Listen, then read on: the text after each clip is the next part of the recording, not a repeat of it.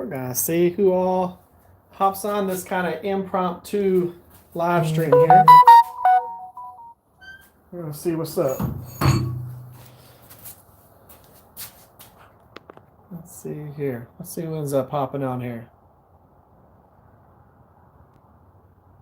Boom. All right.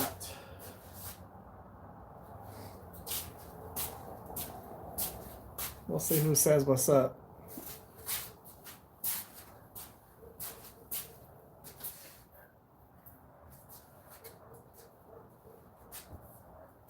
Let's see, who's the first person? Oh, Craig. What's up, Craig? Figured I'd hop on here and talk about a few things. See how it goes from there.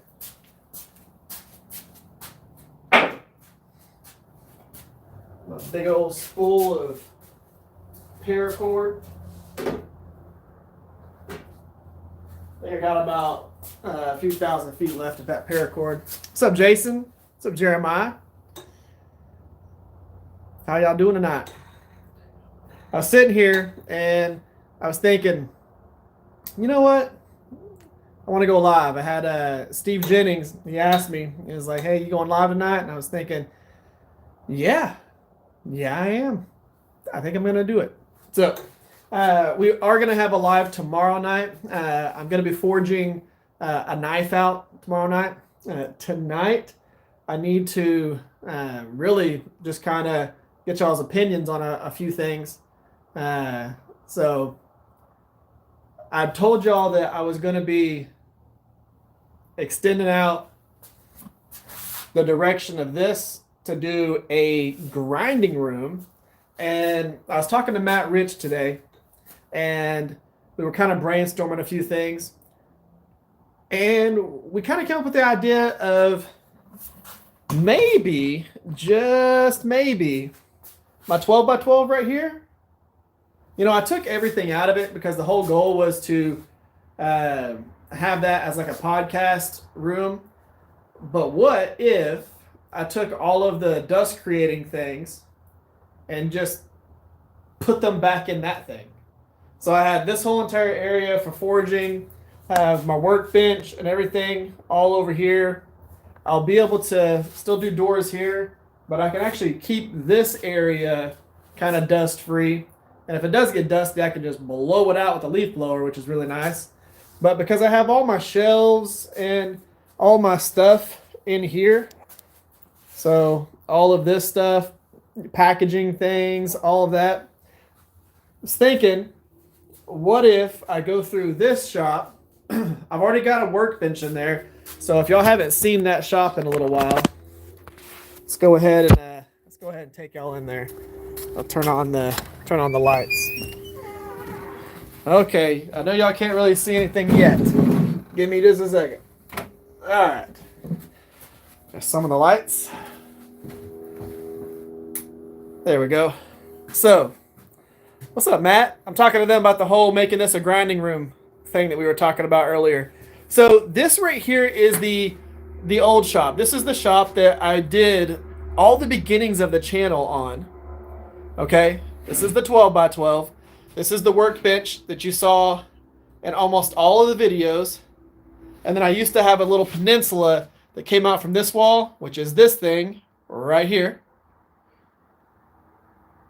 What I'm thinking about doing is probably redoing the countertop that's on this, but wrapping this around this way and putting my grinders on there, because I'll have the 2x72, the 2x42,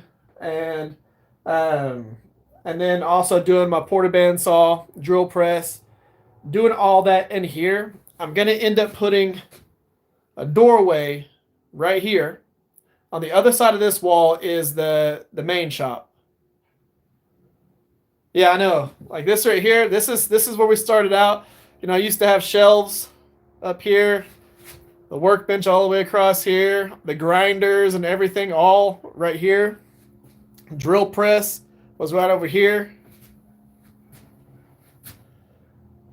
Then of course there was shelves all the way across here, shelves all the way up above here and there. Of course, I still have things like all my skateboard decks and longboard decks, my bike that's collecting dust. Yeah. So what I'm thinking about doing is actually insulating this shop because I do want to have it. What's up, John? I do want to have this area. I am going to have like an AC in here, air filtration system in here. But I was just thinking, I was talking about adding on to the front of this shop right here.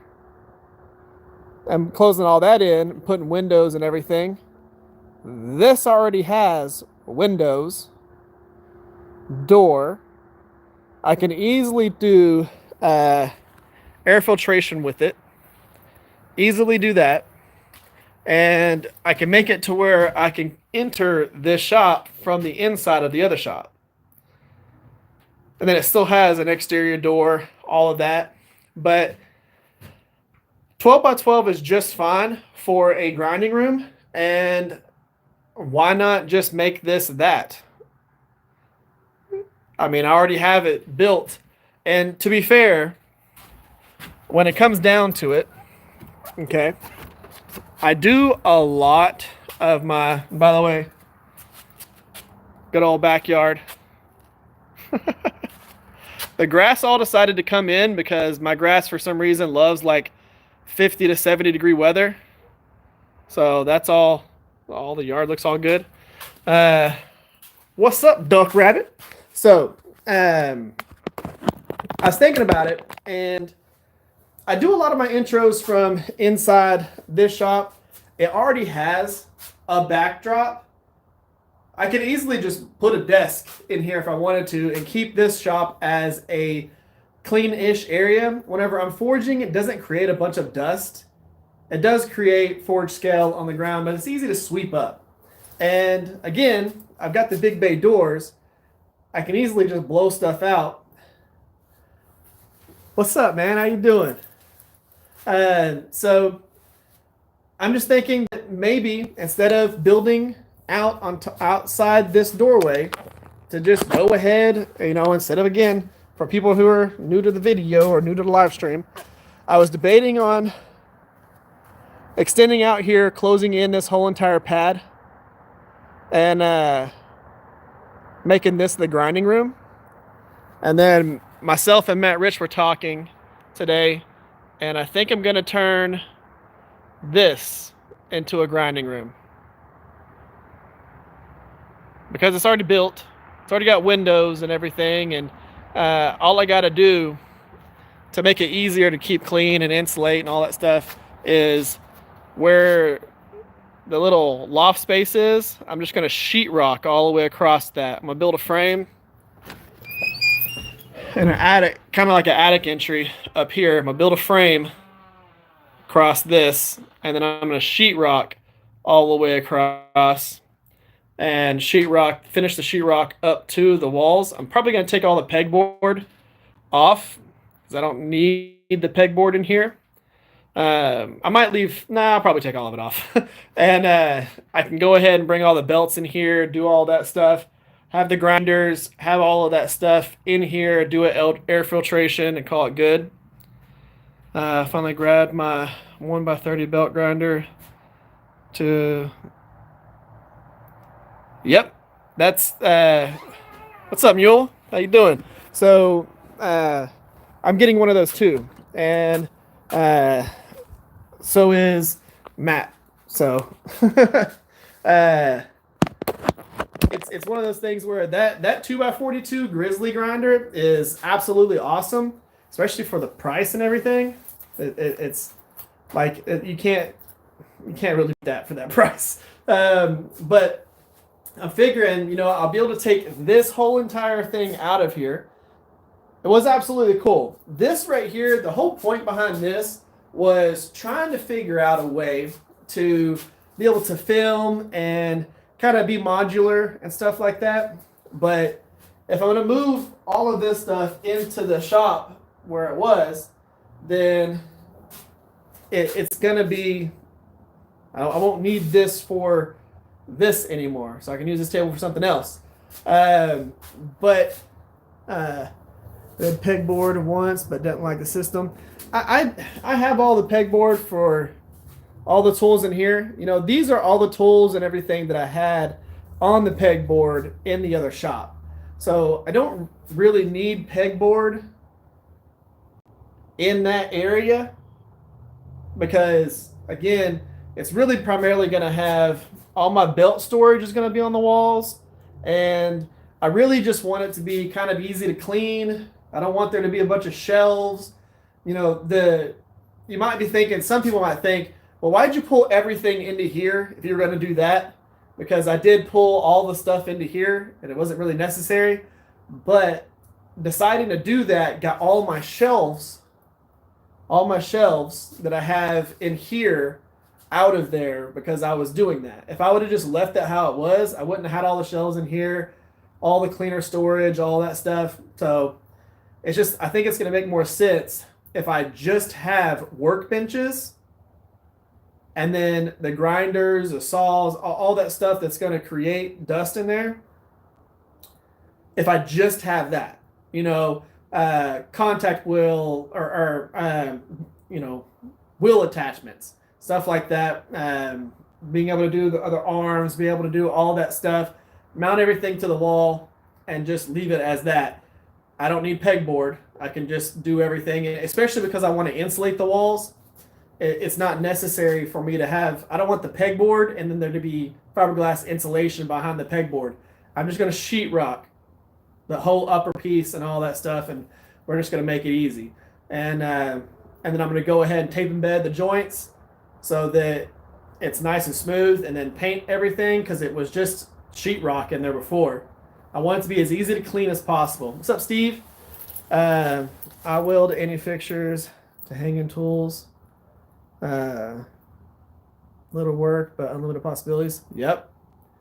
I agree there. And I'll be doing something like that in there. So I'm going to make a rack that houses all of my tooling arms and everything like that. And I just think that the 12 by 12 makes more sense. That 12 by 12 is going to be a big grinding room. There's a lot of grinding rooms that tend to be a lot smaller, like 8 foot by like 12 foot is what you're going to see a lot of grinding rooms. 12 by 12 is actually pretty large. So I'm still going to have plenty of space in there, but I just want it to be super simple. How you doing, man? You planning to get a booth at Blade Show Texas next year? I'm pretty sure that they're already sold out of booths, but I am going to be talking to a couple of my friends that have tables down there and see if I can split a table with them. And even if I just do like a third of their table, because I have a few friends that do that, and they bring somebody with them and they'll have like part of their knives on the table, stuff like that.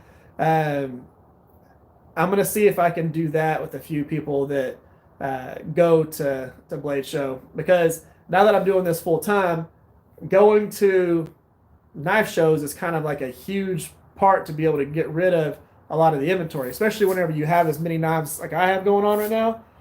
Between the ones that are right here, there's like a whole row of them. Let's see if I can, how do you actually, there you go, like this. So that, I can't do this right here, the depth thing. All of these knives, and these are all double stacked, all of these knives, it's about 25 knives that I'm working on right now. So I'm gonna have 50 on the website here within the week, and then I'm gonna try and do another 10 to 15 after that. And I need to talk to Chad to see what he thinks about that. For one, I just need to call him. I was on the phone with the Two Bastards Forge tonight, and we talked for a little while. And he was talking about going down to the Conroe, Texas show, and a couple of different shows like that. And I really wish I could have went for that, but because Mark Burchard was offering up part of his table for me, but I didn't have enough inventory built up at that time to really make it make sense. And but now I'm gonna have it, and I'll always have a rolling like 50 plus knives on my website. And at any given time, if I go to a show, I'll have about 50 knives to bring with me, which is pretty cool.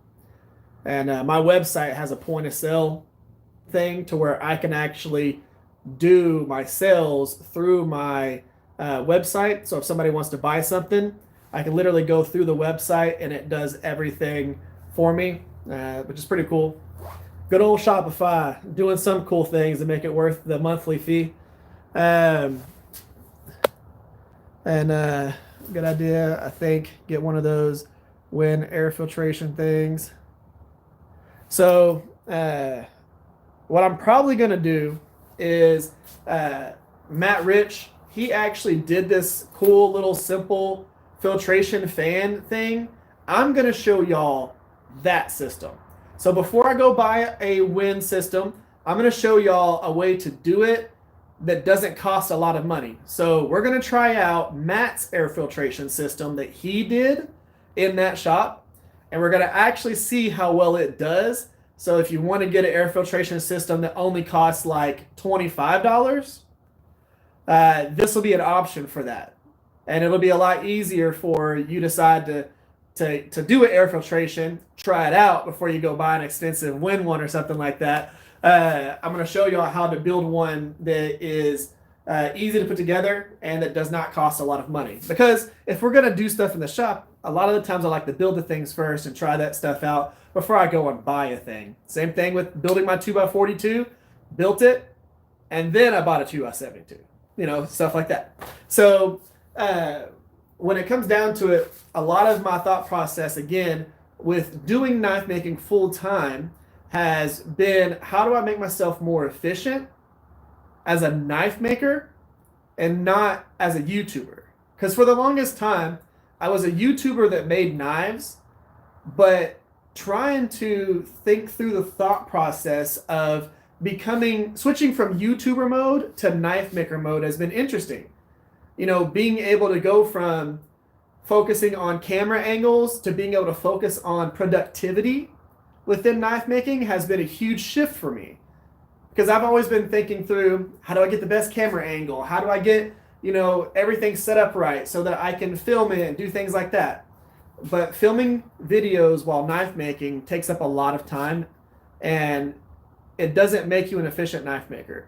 So if you want to be able to produce more knives, you want to be able to, get 20 knives done at a time, you need to be able to focus on the process of knife making.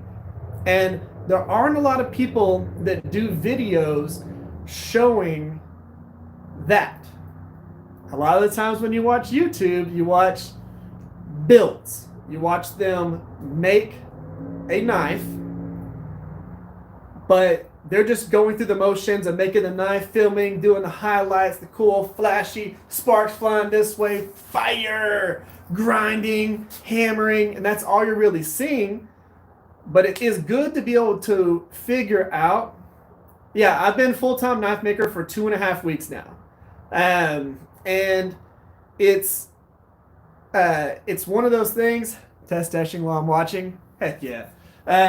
Dude, Steve Jennings sent me 8 pounds of 52-100. So I'm gonna be using some 52-100 in a few videos. We're gonna be doing some forging and things like that. So he sent me 5 pounds. This is a chunk of 52-100.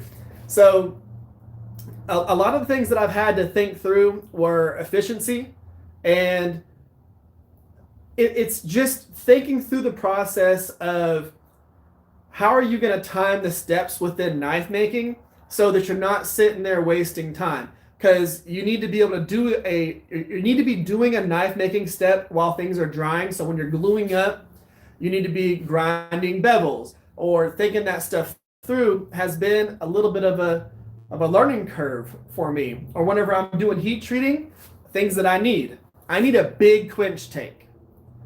And if I'm going to use Parks 50, I need like 2 gallons of Parks 50, not 2 gallons, like 5 gallons. I need a drum of that oil so that I can quench and then quench again and then quench again and then quench again. Thinking through needing more than one belt grinder so that you can have one that's built for one thing, one that's built for another thing. That way you can go from, in the process, grinding bevels and then maybe working on a handle and switching back and forth and things like that. I've had to think through getting extra power out to my shop. So I've been running my entire shop on like hardly any service as it is. So what do I need? I need 220 rent out to the shop. So I've got to think through getting that stuff done. I need to think through what's going to make the most sense for future things. Also, I've got to make sure that I'm doing things in a very cost efficient way, because I need this to make money before I invest more money into it. You know, one of the things that we were talking about, using this for the grinding room, because if I build in this whole area over here, that's going to cost me like $2,500. It's going to be a while before I get that $2,500 investment back. Doing everything that I need to do in here to make this a grinding room is only going to cost me a few $100s. So it's thinking through stuff like that, because the last thing you want to do is invest a lot of money into sections that aren't going to give you a return on your money right off the bat. I'd like to make build videos, but I don't know where to begin with filming, editing. I'll tell you this, if you want to make build videos, the easiest thing to do is use your cell phone. Don't buy a camera, okay? Use your cell phone because it has a very good autofocus. Very good autofocus. Like, it's absolutely awesome. And this is just in selfie mode. It's got an even better autofocus in the regular camera. So the cameras that are on the back of the phone, those have even better cameras. So if you wanted to get into filming, the best thing that I can tell you is film. You're going to be like, Eric, you just told me that that's all that people do. Film your highlights. Don't let your camera just film for 20 minutes or 30 minutes or something like that. If you're going to film sections of what you're going to be working on. That way it makes the editing process way lighter on you whenever you first start. Because the first time you upload all your content and you have 4 hours worth of content that you got to edit down to a 15-minute video, it's going to seem overwhelming. So make sure that you only do clips of what you want to actually show in your video. This is something I didn't learn until like my second year of filming. I'm talking about like not second year. After doing this for 2 years, I learned this. Being able to film and edit myself during the filming process, so I didn't have to spend all the time editing in the actual editing process. I'm not that good with that stuff. Again, you're going to be using your cell phone. That's going to do a lot of the work for you. If you have Apple computer or something like that, you can do iMovie to do your editing. I edit with DaVinci Resolve. It's awesome. I love it. You can use Adobe Premiere if you want to use something like that. But there are a lot of editing softwares that make it real easy on you to be able to edit. It's a major transition from YouTuber to full-time knife making. Absolutely is. What's up, DL?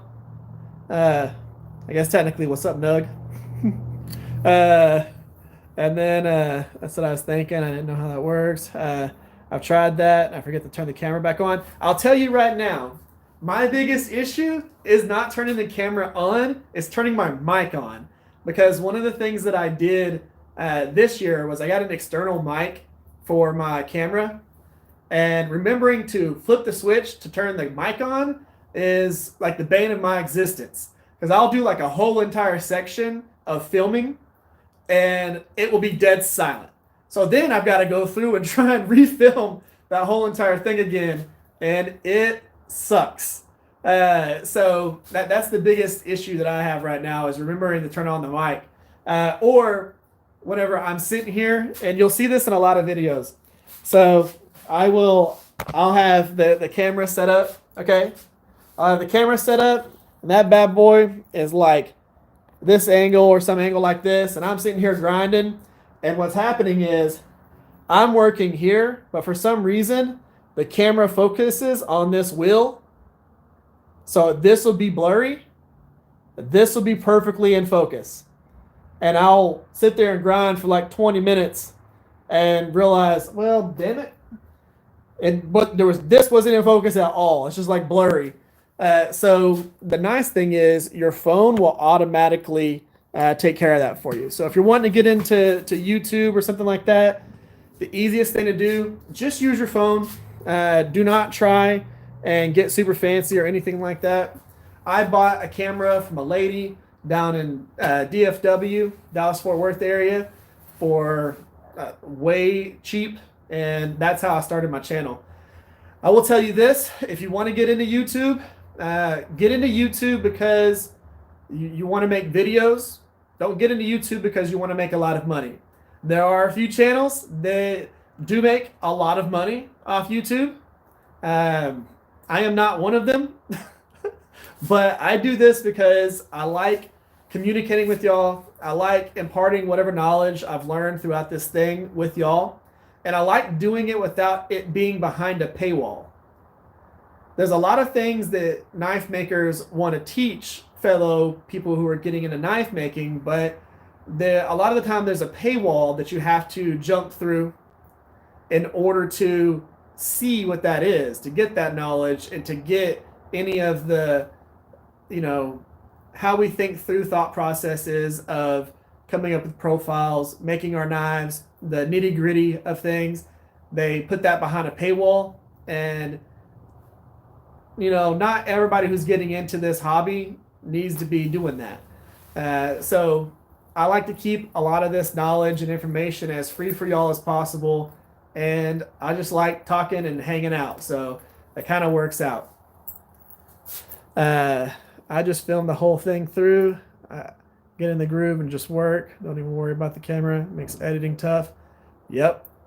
And it is nice, especially if you want to do a bunch of B-roll footage and things like that. It is nice having that. But I have a lot of people that I'm friends with that do YouTube, and they put out good quality videos, but they get no traction whatsoever. And they are buying they've got 5 cameras, 4 GoPros, 2 drones, and they've spent thousands of dollars. They do monthly and weekly giveaways and all this stuff, and they only make $50 to $60 a month off their channel. And the thing is, you don't get paid until you get over $100 with YouTube. So you could go 2 months and not collect a check from YouTube. And I also have friends that make about $9,000 to $10,000 a month off YouTube. So it's not I both ends of the spectrums. I'm not in the $9,000 to $10,000 group. So don't get confused. If I was, I would still be just doing YouTube full time and knife making as a part-time thing. But I'm not that. I've got to do knife making in order to make an income. I use my $100 Walmart iPhone for videos. Yep. It does. Just they've developed the cameras on the phones so well that you can easily just do that. There's a guy that I follow. His channel's called, I think it's Mav. He does overlanding. He basically camps in the back of his truck or any of his little rigs all over the place, travels in them, does all kinds of stuff. He does his whole entire channel on phones. So he's got 3 phones that he does. If he's got his camera set up in different places, it is a cell phone up here, a cell phone over here, and then he's got a thing where he can hold his cell phone with his mouth. It's like a mouth clip that hooks into his phone hooks into, and he'll just be walking through a grocery store, shopping, because he cooks and does all that stuff in his videos. And it's one of those things where you could easily do your whole entire channel on your phone and call it done. I'm right now I do all my live streams on my cell phone, so that's the easiest thing to do. Exactly how many hours? Yep. Uh, oh, I've got some projects that I've filmed a lot of it, and it's still a portion of the things. Especially like, let's say I'm doing a forge to finish sword, or let's just say I'm doing a forge to profile that includes bevels, and I'm only going to be taking off a 16th of an inch around the whole entire thing. I'll forge that for like 6 hours from start to finish on the sword. It'll take 6 to 7 hours worth of forging, and I'll film all that, and I'll have like 5 hours of just hammering footage. So it's a lot. Uh, Dennis is doing pretty good. He's had some really good viral videos. I'm super proud of him because I told him whenever he only had a couple of hundred subscribers, I told him that his channel should have over 500,000 and that it is horrible that his channel was not up there. Dennis does some fantastic videos. He does great editing, and his tutorials on Damascus, as soon as I get my press, I will be watching those tutorials again and starting myself off with those things because his Damascus tutorials are some of the best ones that you can see on YouTube. It's absolutely awesome. Love it. Tutorial videos and sharing the tips. Absolutely. And I would welcome you to do that. You let me, okay, do you already have a channel, Mule? If you do, I'll check it out. And because anybody who's going to get into this and is willing to teach and do that, I want to share as much with you as I can on all that stuff because I think it's absolutely awesome. Am I getting a Cole Ironworks press? No, I'm not. There is a person that has a press about 2.5 hours from here that they're selling for a really good price that I might possibly get as long as it's still available whenever I can get the funds to be able to purchase it. So yeah, it's a good price. It's a 20-ton press, and it's a price that I'm willing to travel to go get if need be. Shorts. So I like doing shorts. Well, I like watching the shorts and doing all that, but I've only done a couple of the shorts. And I've got some edited on my computer that are like build series that are compiled down into just a little bit of work. I did one for the World of Warcraft knife, the fantasy challenge that we did for the YouTube Knife Maker Challenge. I'm doing like 4 or 5 more. One of the last sword that we did. I'm doing one for the D-Guard Bolo. I'm just kind of condensing all the footage down. I also need some power hammers or a press or something because I want to forge stuff again. Yep.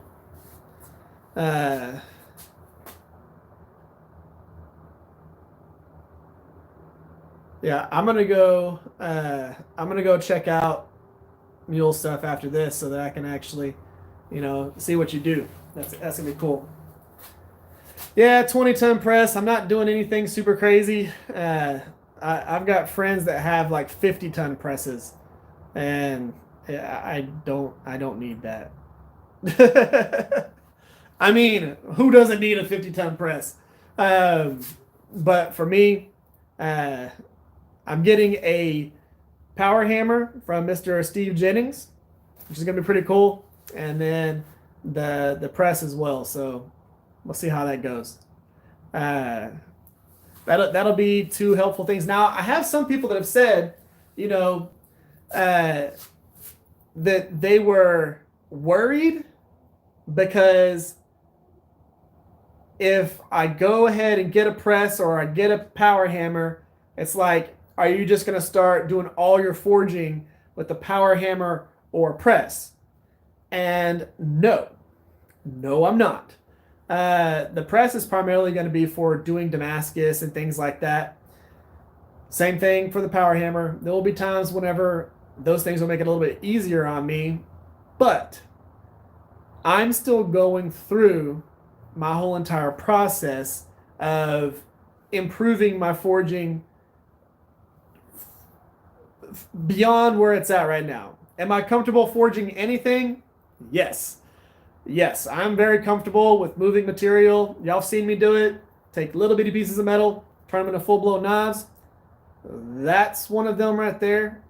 That was a 3-inch chunk of little steel, and we turned that into an 8-inch knife. And it's all about forging techniques and getting used to it. I still have a lot of techniques to learn and get used to, and better hammer blows and things like that. So I'm still going to be doing a lot of forging by hand. And the reason why I'm going to do so much more forging by hand versus with the press and power hammer is because not a lot of y'all are going to have presses or power hammers.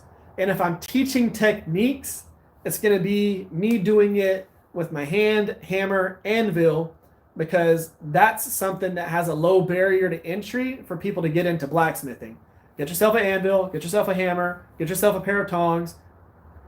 You can always go with the Vevor anvil. I've got my Parks 50 sitting on mine right here. Or you can go with the vintage anvil.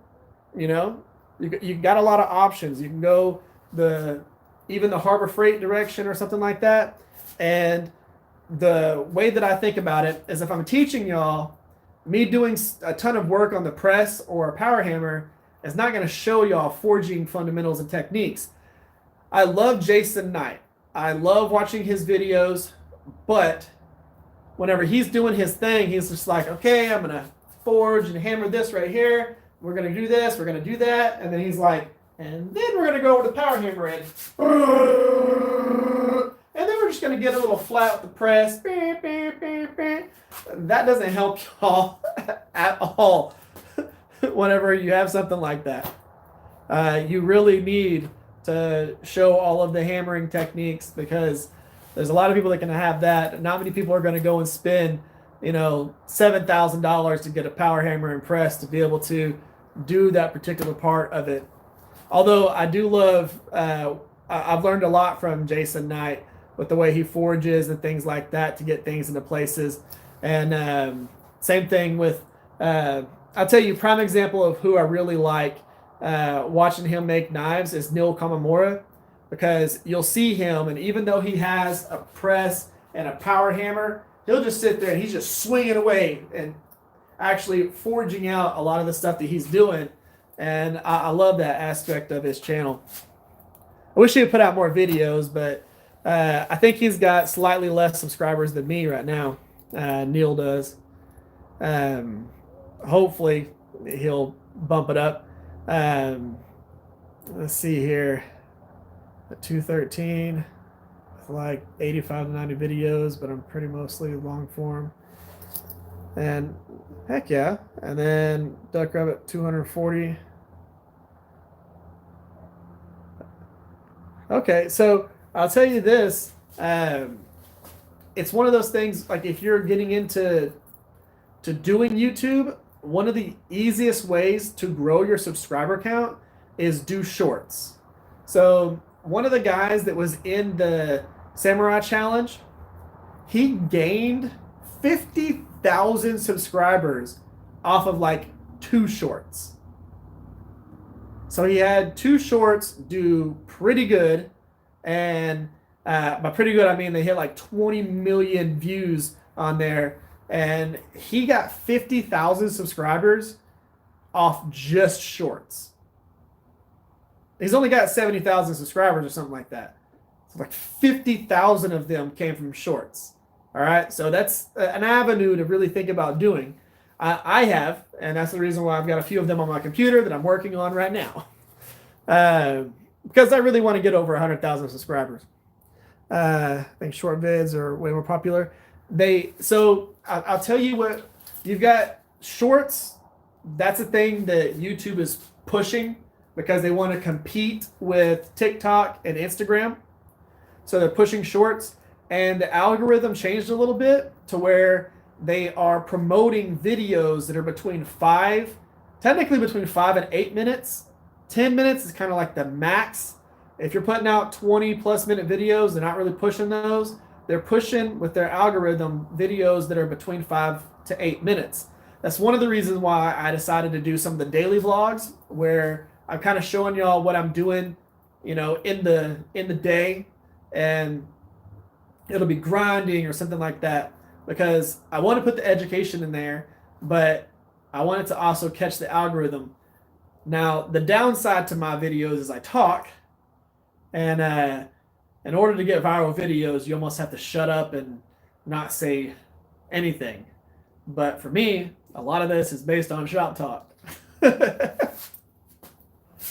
uh, so I'm gonna have to do the Viking challenge.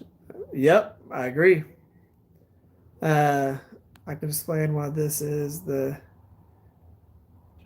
intricacies, but it'll take a minute. Yep. I have the Vevor brand. I prefer it over the Harbor Freight. I agree.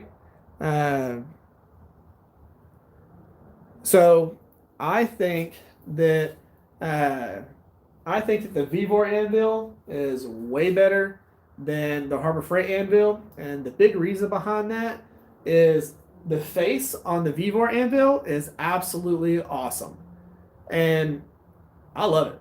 Like, that is a great anvil. I use it to flatten things. Anytime I'm using my straightening hammer, it's going to be on top of the Vevor anvil. I absolutely love my Trenton anvil that I have right here. But that anvil is super smooth on the top, super flat. So, yeah. What's up, Frank? Frank, tell them who you are.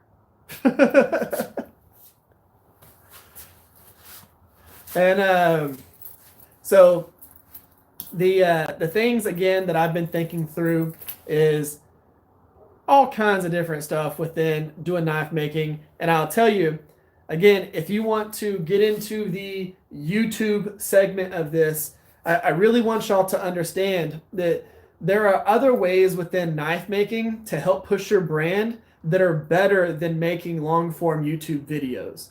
So me, I have a following. It took me years, got it to where I wanted it.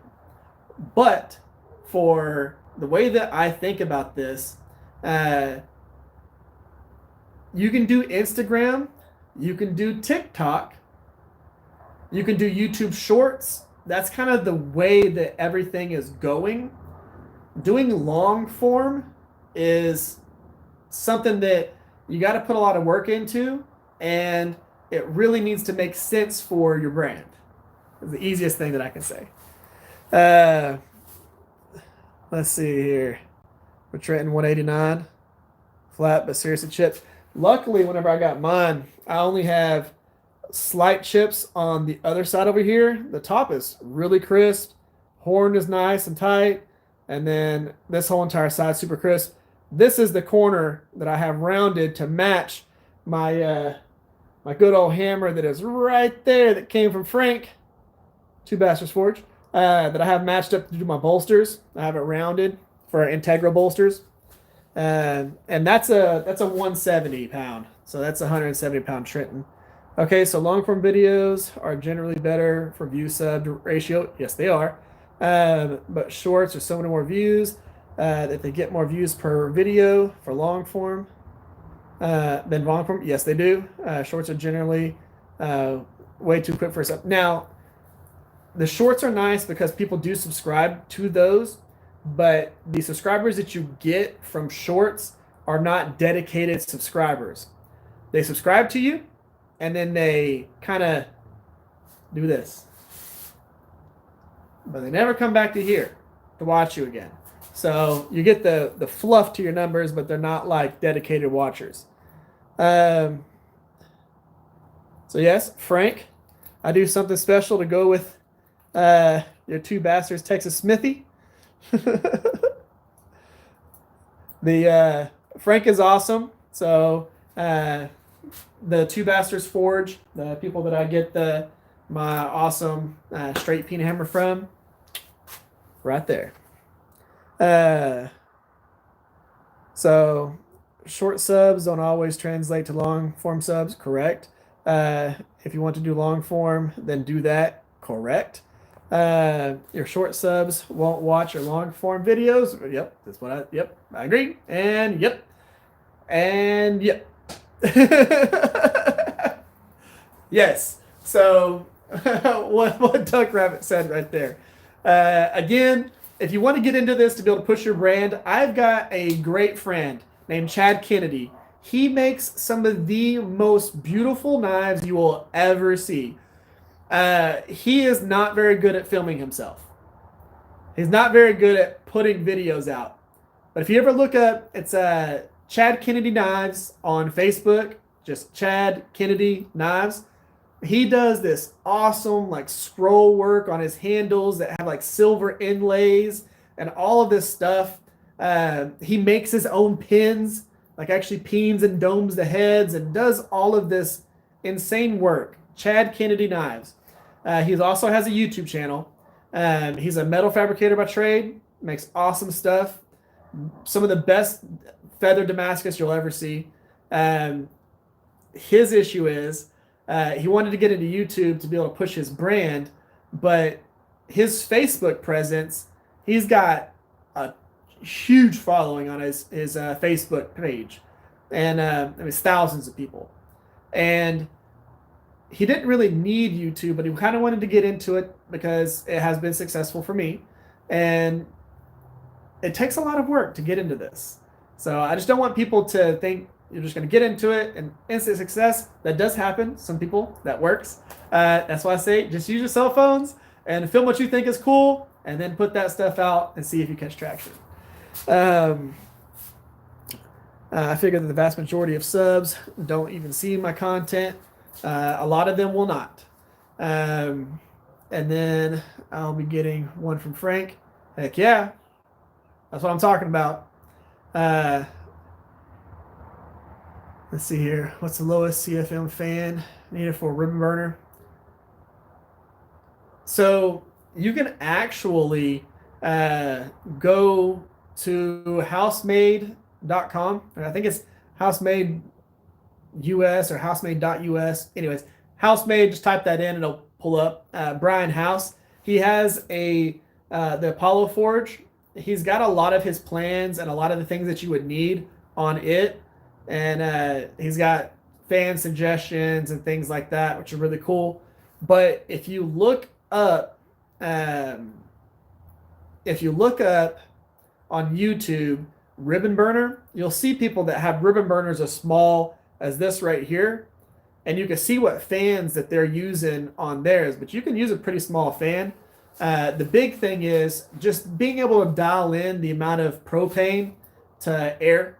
So as long as you have a good valve and everything like that, and then just make sure you have a shut off so that if your fan stops blowing, that it stops pumping propane.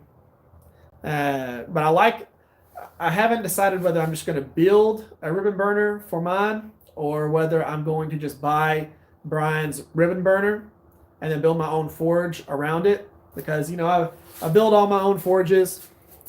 It's kind of crazy for me to pay for an entire forge whenever I could just get a ribbon burner and then I can just make the forge the way that I want to make it around it.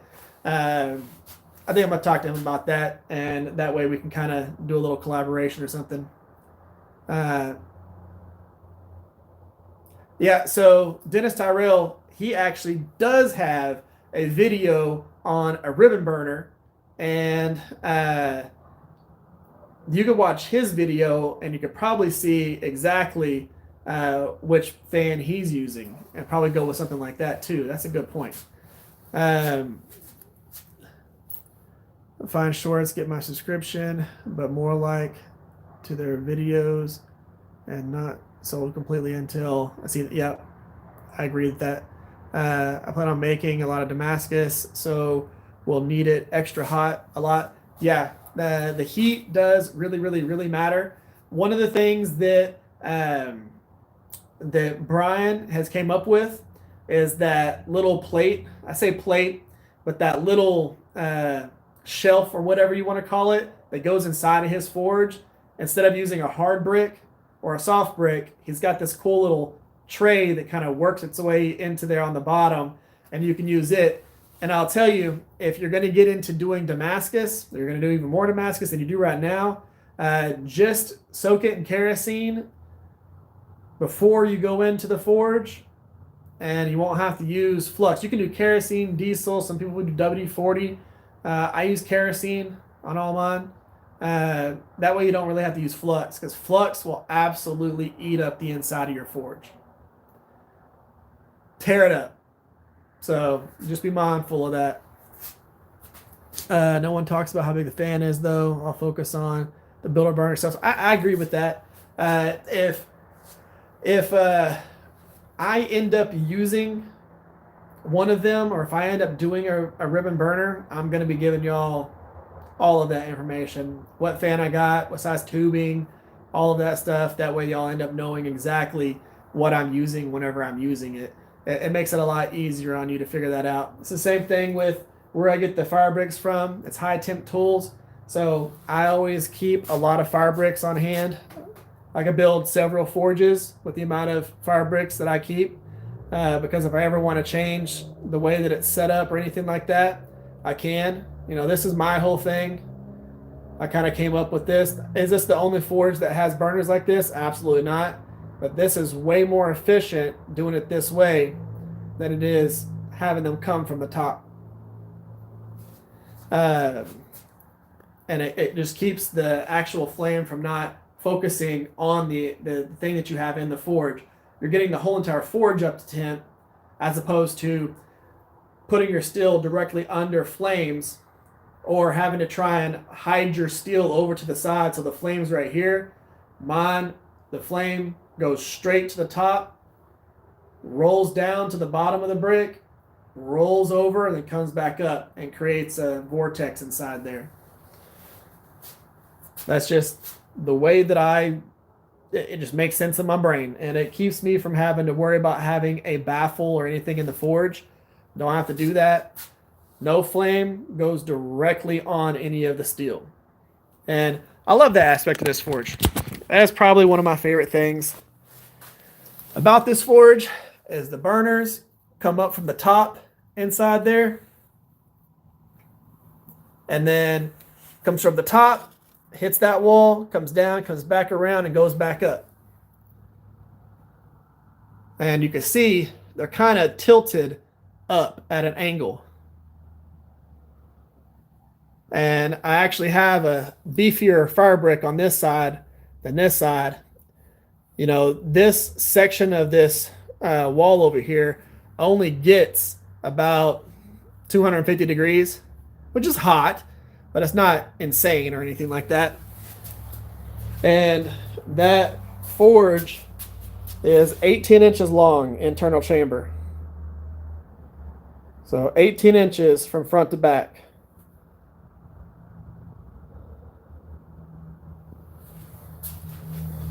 And I love, if you look at a lot of people's ribbon burner forges, they are built that way. If you look at the Apollo forge from Housemade, it's built that way, so you get that vortex in there. And again, the whole point behind that is so that you don't have to use a baffle. Whenever I had my forge set up the old way, I'd have to have something like a baffle if I was going through the heat treat. Look at how much that flame does to a piece of steel like this. Okay? So whenever you're trying to get soak time or anything like that, and you're using a forge to soak your steel, man, you don't want that blowing on your blade. You know, I'd always have this in there, blade would go underneath it, and it would end up, the whole entire forge comes to temp, and then the steel comes to temp, and you're good. Doing the forge the way that this is, you don't need this, because it acts as its own baffle by creating the vortex in there. And it works out really well. And I can actually adjust the temperature of this and have it set all the way down to about 1500 degrees, and take it all the way up to 2400 degrees if I want to. If I've got this closed off and I've got those pumping at a lot of PSI, which sucks, it'll get up to 2400 degrees in there. It's not necessary. I only need it to get up to about 2100, 2200 to be able to forge weld. So that's all you really need. And I have, if you're ever wondering what the small bricks or the bricks down here are for, that set of bricks makes a 1-burner forge. I've got a burner like this, that this makes a smaller forge. So if I'm doing something like that, that's already fully built for a smaller 1-burner forge. And canisters don't need flux. You're 100% right on that. I built Tyrell's PID design. Yep. So here's the fun fact about that. Is Jason Valet still on here?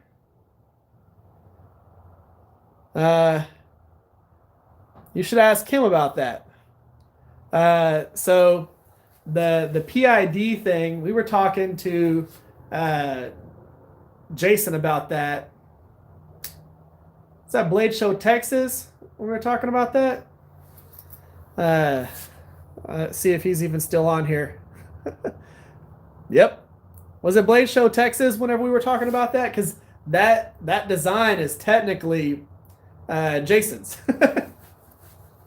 You know? So there's a lot of people might not know that. But yeah. If you were ever wondering where myself or Dennis got that idea from, that's who, Mr. Jason, right there. Let's see here. When I built my ribbon burner head, I couldn't find 1.5 diameter black tubing. Settled for the diameter tubing. Did install shut off safety. Yep, that's what you want to do. That safety is a huge thing. Bigger than my heat treat oven. It's for my forge is quite large for the amount of larger blades that I make, swords and things like that. And I've hand forged canister builds, both canister Damascus, canister kumais. I've done chef's knives, all that. It is ridiculous. Come at an angle with the flame. I've had the damage of a few knives I built. Didn't have square tube. Yep. Yeah, so what Jason said right there. So the point behind that is to be able to fine tune everything.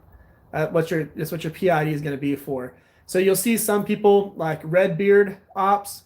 Redbeard Ops did a PID for his tempering oven. He has one of these little ovens like this right here, little toaster oven setups that he set up with a PID so that he could actually really fine tune it, and he insulated it and did everything with I don't know if it's kale wool or whatever he did with it, but he ended up insulating it, and he's able to get that tempering oven to like exactly what he needs. And of course, he's super smart too. He made his own heat treat oven and all that stuff. I was about to buy an oven. Really wanted a tire hammer instead. That's valid. Yeah, and you can get really fine-tuned with a lot of these things to be able to control what your temperature is inside your forge. Mine, like I said, I can go 1500 degrees, 1550, 1600, 1650, all the way up to wherever I want to be. Oh, so you did end up building that? Yeah, see, that heat treat oven, you could follow like his stuff. That guy has just an engineering mind, and he is able to do some crazy things. If y'all don't follow Redbeard Ops, y'all absolutely should, because he's got some videos out there. You want to make a 1-burner forge, you want to make a heat treat oven, you want to make etching machine for your maker's mark, stuff like that. He's got videos on pretty much all of that stuff, and his videos are super detailed, super informative. You're going to get a lot of knowledge in there, and then you're also going to get links for a lot of the stuff that he makes. You're going to get the links to where to buy all of the stuff and all of that. Man, if you don't follow him, you should. Great channel, absolutely fantastic channel. Um, etching machine also, yep. So I've been thinking about building that, but my etching machine for my Maker's Marks it's inside my little ammo can right here, and it works really well. I do all my etching with it. It's an old school battery charger that doesn't have all the safety crap built into it, and there's my wife. It doesn't have all the safety stuff built into it, and it does a fantastic job at etching. What's up? the so that was the Miss Rivers experience. uh, yeah, and I've been able to etch plenty of things with that, so it's worked out. Uh, I like people like Redbeard because again, he breaks down a lot of processes. That's why I like Dennis. I really wish Aaron from A-League Knives would get back on YouTube. He had some great tutorials and things like that.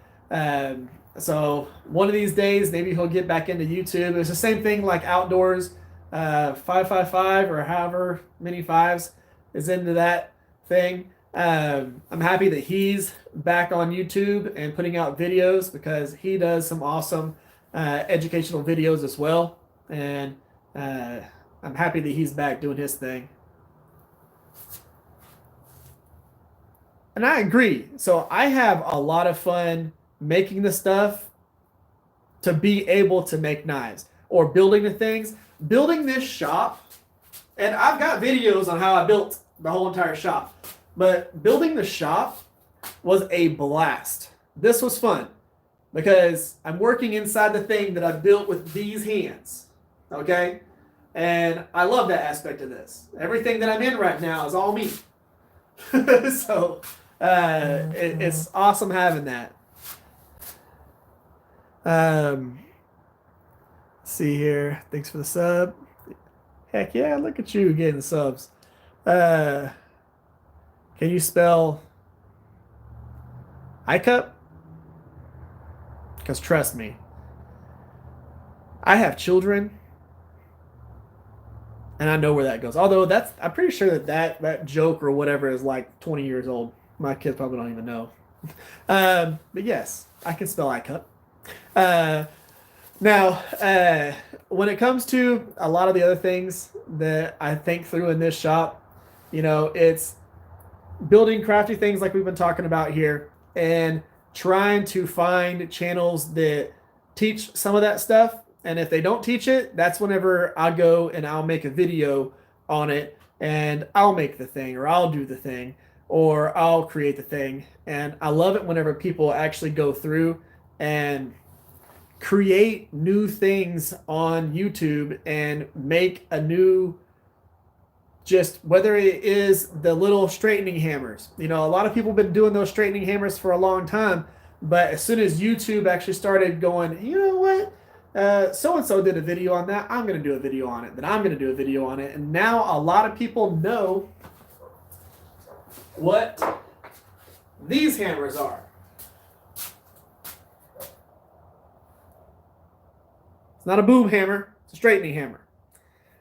Being able to go through and straighten your blades after you quench it, because you can actually use this in between quenching and tempering to straighten if you want to. You can use it after tempering if you want to. But having a straightening hammer is huge. But again, until a lot of people decided they were going to start making videos about it, everybody thought because you saw on Forged in Fire or you saw on some old video that people were using their vices and like bars and all that stuff, or using clamps and angle iron and all that stuff to try and counteract bends in the temper, that was the only way to get your bends out. Or you see the people bending it and snapping it because they're trying to straighten it. Now all you got to do, take one of them little straightening hammers and ping, ping, ping, ping, ping, ping, ping, ping, ping, and you can take something that's got crazy S curve and make it flat, perfectly flat. And all you're doing is a little hammer. I love stuff like that. I think that's super cool. There's another guy that I wish would make YouTube videos. His name's Kyle Daly. So he makes tools. I'm going to show you all some tools real quick. So my sanding sticks that I use are from him. So it's micarta. Okay. So it's got a round side. It's comfortable, super flat, pretty broad. This right here is awesome. Okay.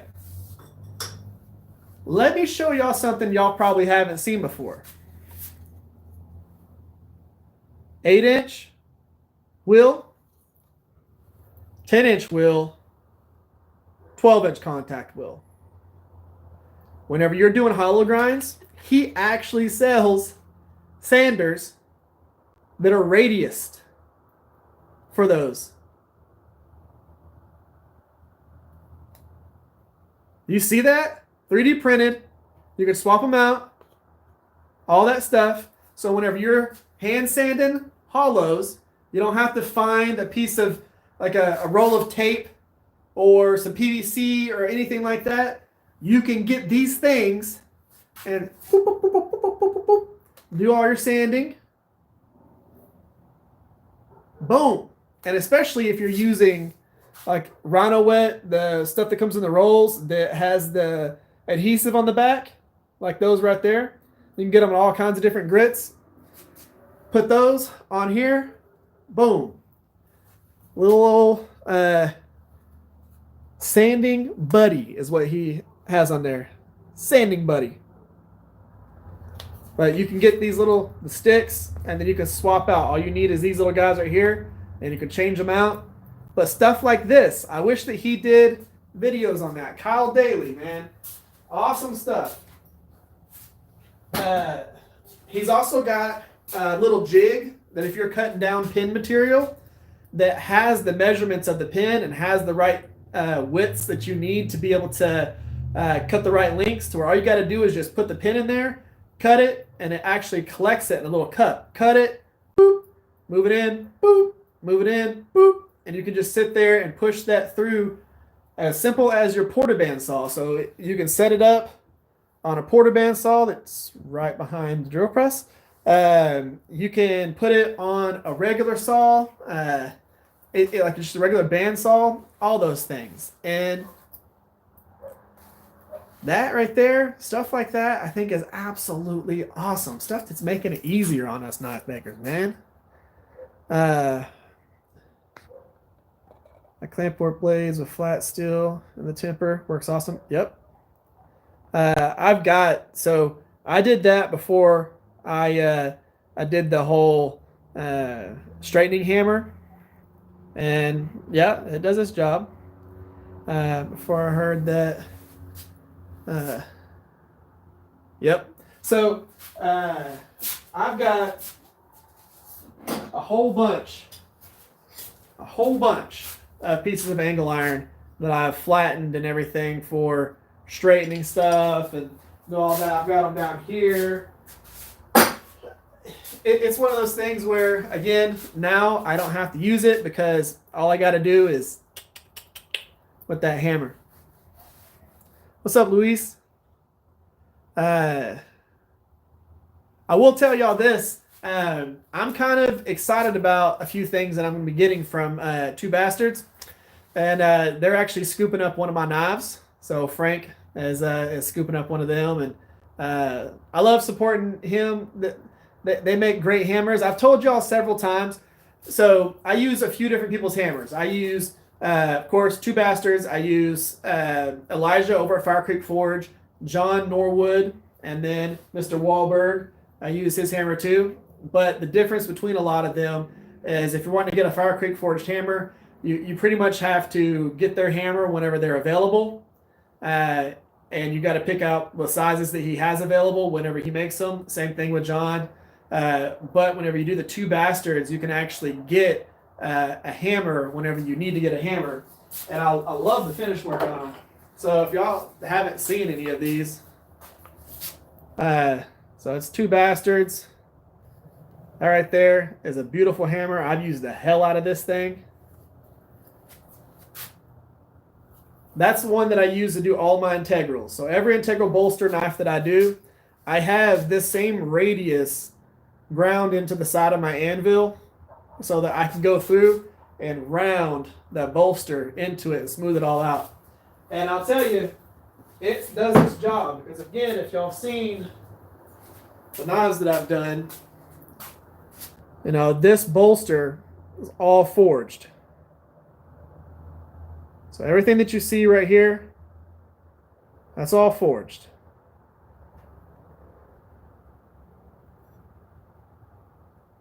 None of this area right here was with the grinder or anything like that. And same thing for going into the heel here. All that's all forged. And when you have the right hammer, it makes life a lot easier. So he's going to be making me a dog head hammer, and I've got some other things, but I'm excited about that. That's I wanted one for a while, and he's going to be doing one of those.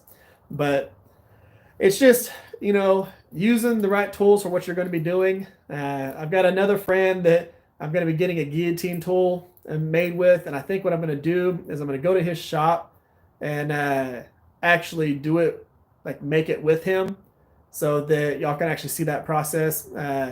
His shop is absolutely awesome, and he does tongs, does guillotine tools, does all kinds of different things, and it's a local guy, and I'm going to show y'all the process of that so you can see kind of what I'm talking about.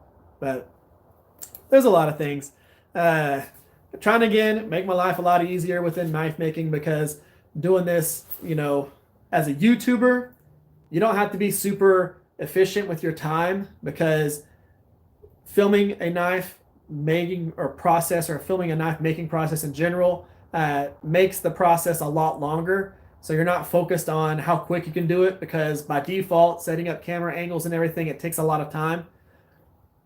Switching roles and going into full-time knife making, you got to make yourself efficient. You got to make yourself be able to knock them out faster in order to make that happen. Because if not, you don't make 25 knives that fast. I mean, you don't get to the point to where I'm gonna come back from back here so that we don't lose signal or anything. But all of those are all double stacked and triple stacked right there. Got some Damascus knives that I'm gonna be working on right there. And yeah, so it's like being able to get your production up so that you can actually go through and make this a living is interesting. And I've got some friends that don't even do this full time that make that many knives, and I have no clue how they do it. Got a 2-inch thick coil spring, about 12-inch coil, 3-inch tall, and a log splitter forge press. I need a hammer and an axe. I'll make one. That's valid. Coil spring came out of a railroad engine that was scrapped. Oh.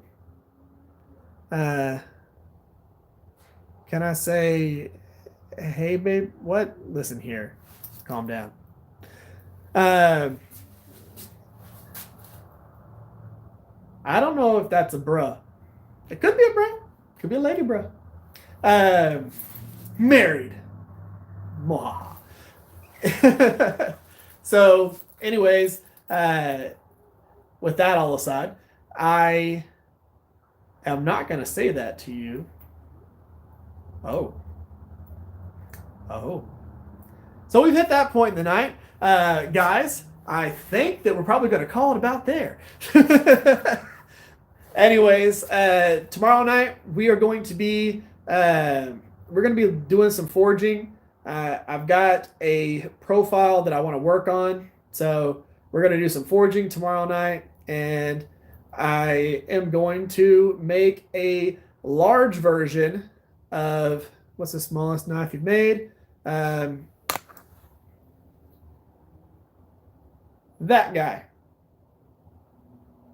Right there. Still have the template. So these are all my first knife templates that I've done. That guy. Oh, let's see, right back here. Oh.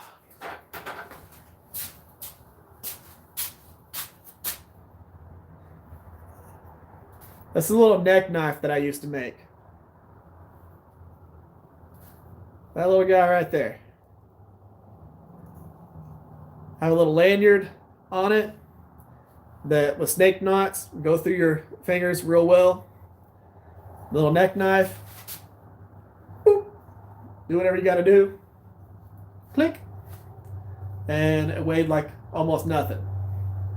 Those are the smallest. Now, of course, I've made them super small. I've got one hanging as a pendant on my refrigerator right now. It was like this big, but I wouldn't consider it a knife. This was actually a knife that's super usable.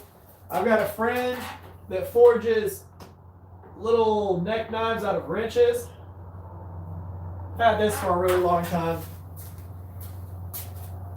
Forges little knives out of wrenches. This was whenever he was learning how to forge. I have it on my wall of wrenches. This was made a few years ago by one of my friends. He actually has the guy that made me that has my original 2x42 that I made that's in the intro to my videos. He actually, I gave that to him so that he could get better at what he was doing. All he had was a 1x30, and I gave him that so he could upgrade to a 2x42.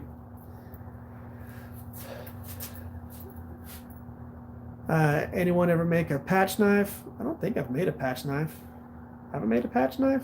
I'll have to look what that is, or look up what that is just to see if I've made one, because I probably could have made something that was kind of like it. But yeah, I've made hatchet pendants, like little hatchets, and I've also made little knives, and they're pretty fun. Just using little scrap pieces of steel and little pieces of Damascus and stuff like that. I've made plenty of Mjolnirs, the Thor's hammers. I've made a bunch of those. I've made them out of cable Damascus. I've made them out of regular Damascus, kumais, all that type of stuff. All right. I think what we're going to do is we're going to call it here, and then tomorrow we're going to be working on forging the large size of these knives right here. So what I want to do, okay, this is a small EDC. This is the medium EDC. And if you look, line them up, okay? Line them up right there. You got the small, the medium, and I'm going to make one that is a large version of this. So we're going to be forging that tomorrow. Brian Cohn is absolutely awesome too. I've got carbon fiber scales from him that are going to be going on a knife. That'll be pretty cool. Mini katana, that was actually awesome. The fact that he was able to cut through that rope with that katana was awesome. But yeah, tomorrow night we're going to be making the large version of this. So small, medium, we're going to do a large one. It's going to have slightly more handle and slightly bigger blade, but roughly same profile, just a large version of it. I've also got one that I might end up making a video on these. I don't know just yet. Again, I was working on doing the whole production side of it. This is one of my larger camp knives. Let's do it like this so you can actually see it. So larger camp knife that I'm going to be doing right there. That's going to look absolutely killer. Thick ACRV2. I've got two of those I'm going to make on the website, but that's not the large version of this. So tomorrow night we're going to forge, we're going to make a knife, and we're going to call it good. Oh, blacksmith cleaver. Yep. I've done little blacksmith cleavers. Let me show y'all some. So I've got these. I haven't finished making them or anything like that. I got a bunch of different random ones that I've been working on. But these little guys that I made a while back, these turn into these little EDCs. I don't really get to see them. I make these every once in a while for the website here and there. But they're just little paracord wrapped, snake knots, etched little EDCs that come with little sheaths. So you got the little paracord come off there. These make good little neck knives. They make good little knives that go down into your pocket. But that right there, those are my small EDCs. Y'all really don't see many of these, but yeah, I make them a little bit longer version of that I'm going to be working on. And then, are you ready for it? I haven't finished it yet. Little cleaver.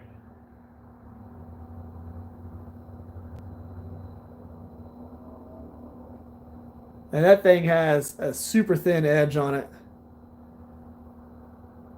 But yeah, that's a little etched cleaver right there. Yeah, I make these every once in a while. They stay up in my little bin up here. So whenever I first started getting into forging, I wouldn't say first started, but relatively, I started seeing how much I could stretch material back then, and I forged this out of this. So I was able to forge this out, and all that was focusing on distal tapers.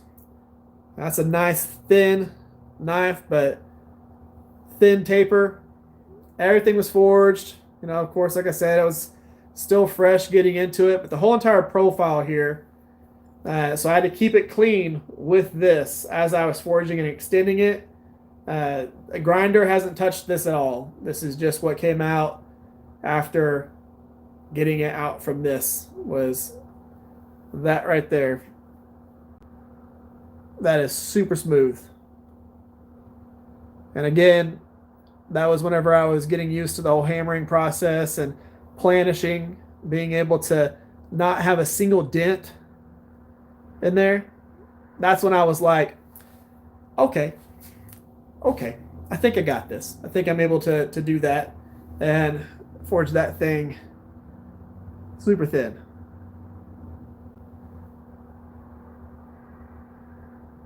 So it's pretty cool. Anyways, yeah, I have a lot of little projects like that. Y'all typically don't get to see a lot of those projects because they're not like super grand for YouTube.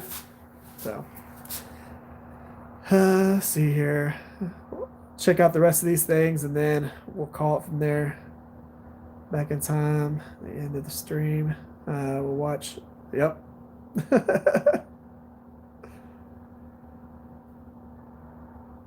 And yeah, it was basically a mini cheese cleaver.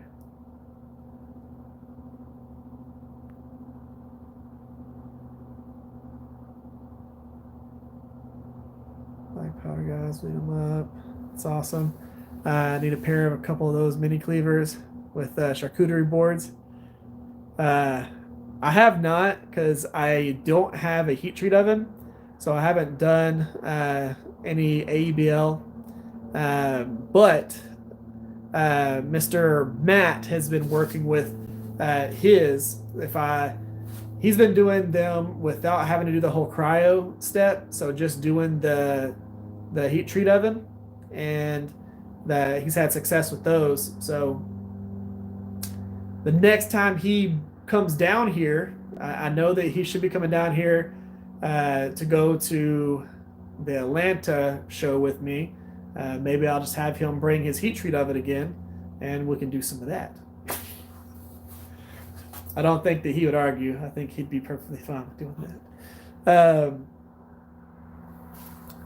But yeah, I figured you'd be cool with that. All right, yeah, for real though, we're at almost an hour and 30 minutes. Let's call it here because tomorrow night's live stream is probably going to take us about an hour and a half. So we'll have plenty of propane. We'll be good to go. And we will get those forged out. So we're going to try, make the large version of those knives right there. And we'll have that done. Make some mini cleavers for the same customer. Or it's super small, just like an EDC. Yeah, I've done like EDC size cleavers. In Texas, a lot of them you'll see like bowl cutters. If you don't know what a bowl cutter is, you can look up bowl cutter. But yeah, guys, let's call it there. Okay, let's call it because tomorrow we'll see each other again. We'll have fun. We'll forge some stuff. Y'all have an amazing day. Y'all stay safe out there, and I'll catch y'all tomorrow. Okay, see y'all then.